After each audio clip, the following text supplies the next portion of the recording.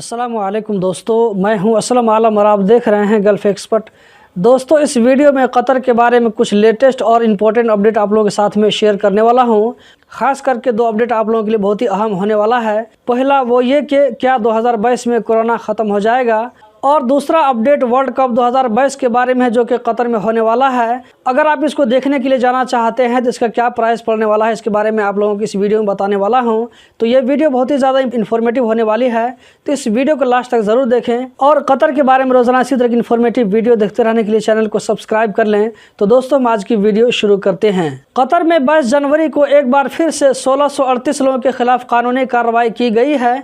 इन लोगों ने कतर में कोरोना से बचाव के लिए जो रूल लागू किया गया है, इस रूल को वायलेट किया था, जिनमें से 847 लोगों ने फेस मास्क नहीं पहन रखा था ऐसी जगहों पर जहां पर फेस मास्क लगाना ज़रूरी है।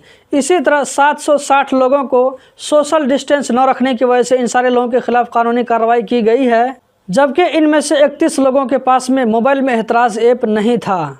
दोस्तों, यहाँ पर एक बड़ी अच्छी खबर है, वो ये है कि साइंटिस्ट की एक बड़ी तादाद की तरफ से कहा जा रहा है इस बात की बहुत ज़्यादा पॉसिबिलिटी है कि 2022 में कोरोना पेंडेमिक ख़त्म हो जाएगा।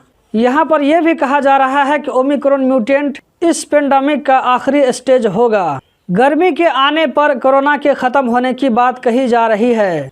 अगर ऐसा हो गया तो क्वारंटीन, PCR टेस्ट और मास्क के झंझट से हमें निजात मिल जाएगी। हम दुआ करते हैं कि ऐसा ही हो, ताकि पिछली ज़िंदगी की तरह हम आने वाली ज़िंदगी को आज़ादी से जी सकें। यहाँ पर फुटबॉल फैंस के लिए भी एक बड़ी अच्छी खबर है। अगर आप भी कतर में वर्ल्ड कप 2022 का वेट कर रहे हैं तो ये खबर आपके लिए बड़ी इंटरेस्टिंग हो सकती है। आप कतर एयरवेज के जरिए फ्लाइट टिकट के साथ साथ होटल बुकिंग, मैच का टिकट और दूसरी चीज़ से भी फ़ायदा उठा सकते हैं। पैकेजेस का जो रेट रखा गया है उसकी स्टार्टिंग $3,800 से शुरू होती है।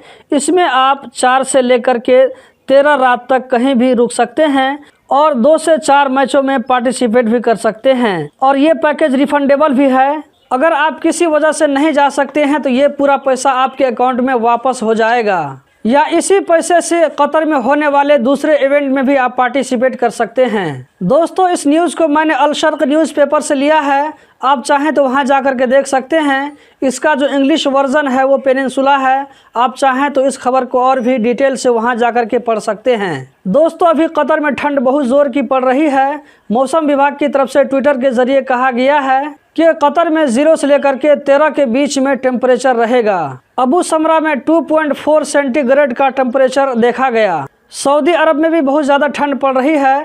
बताया जा रहा है कि इस ठंड से पिछले 30 सालों का रिकॉर्ड टूट गया है। दोस्तों, कतर में कोरोना के केस में दिन ब दिन कमी देखने को मिल रही है। मिनिस्ट्री ऑफ पब्लिक हेल्थ की जानिब से कहा गया है कि कतर में 22 जनवरी को पिछले 24 घंटों में 3087 कोरोना के नए केस रिकॉर्ड हुए। 2509 लोकल लोगों में, जबकि 578 बाहर से आने वालों में। इसी तरह पिछले 24 घंटों में 4987 लोग इस वायरस से रिकवर हो गए। एक डेथ का केस भी रजिस्टर्ड हुआ है। अभी जो कतर में कोरोना का एक्टिव केस है उसकी तादाद 38,931 बताई जा रही है। तो दोस्तों, यही थी आज की वीडियो। उम्मीद करता हूँ ज़रूर पसंद आई होगी। कतर के बारे में रोज़ाना इसी तरह की वीडियो देखते रहने के लिए चैनल को सब्सक्राइब करें, इस वीडियो को लाइक करें। वीडियो देखने का बहुत बहुत शुक्रिया।